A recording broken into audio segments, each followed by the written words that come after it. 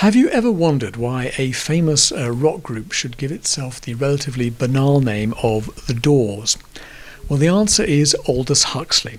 Aldous Huxley wrote a book called The Doors of Perception in the 1950s, and this became a cult book for the flower power generation of the 1960s. And Jim Morrison, the leader of The Doors, was one of the many people who read this book, and he decided to name his group after this book. Although Huxley didn't actually invent the term The Doors of Perception, he was quoting the Romantic poet William Blake.